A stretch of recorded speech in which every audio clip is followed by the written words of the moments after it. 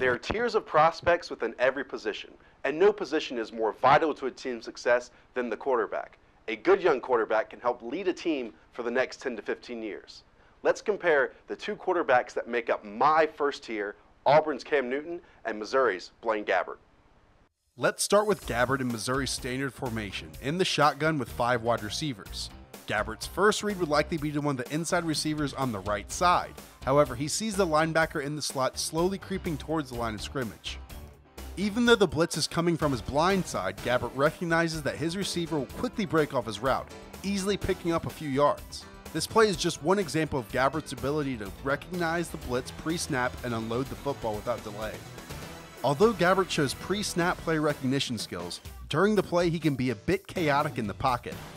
Again, in another 5 wide receiver set, Gabbert's first look is a slant route on the left side. Off the snap, Gabbert realizes his first read is covered, sending him into a panic. Instead of stepping up in the pocket against a simple 3-man rush, Gabbert tries to scramble out of the pocket, even exposing the football on his second escape attempt. Gabbert does his best to square his shoulders and find a receiver, but without his feet firmly planted, he lacks the critical arm strength needed to make plays like this one. Now let's move on to Cam Newton. Newton's spread offense is much different than Gabbert's, mainly because of the inclusion of the running back by his side, allowing for play-action fakes. After the fake, Newton is able to avoid the blitzer by stepping up in the pocket.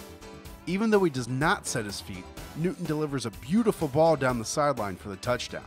From a different angle, we can see Newton recognizes the favorable matchup of a wide receiver opposite a linebacker. But without Newton's ability to evade the pressure effectively, this pivotal play would have never been successful.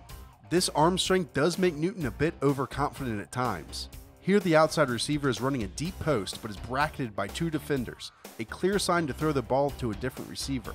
However, Newton tries to power the ball through coverage, leading to a high throw and an interception. From the end zone view, we see that this was a very poor read by Newton and something that his future offensive coordinator needs to help him with. When I assess quarterbacks, I break down their skills into 4 critical factors: arm strength, footwork in the pocket, accuracy, and escapability. From film study, it is clear Newton has far superior arm strength, using his whole body to unload a bullet to any part of the field. Not only does Newton step up in the pocket at the appropriate time, but his footwork on 3, 5, and 7 step drops beat out Gabbert's rock step and release approach. It's tough to argue that Gabbert's accuracy within 15 yards is incredible, picking out open receivers and fitting the ball into small windows. However, Newton's deep accuracy is the best in this draft.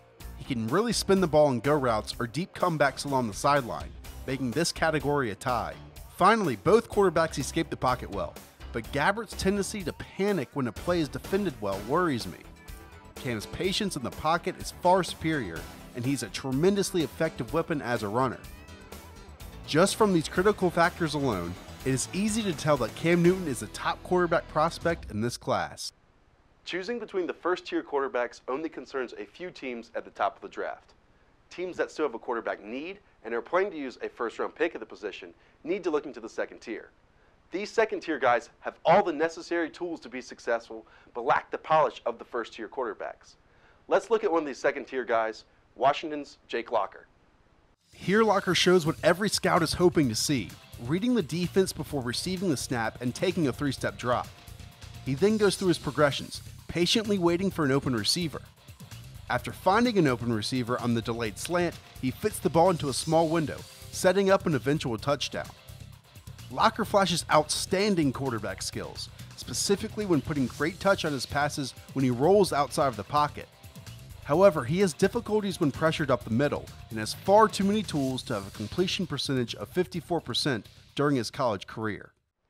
Even beyond the second tier, guys like Colin Kaepernick, Ricky Stanzi, and Andy Dalton are viable options that could eventually turn into starting caliber quarterbacks. Keep an eye out on these later rounds, as your team's Tom Brady might be waiting.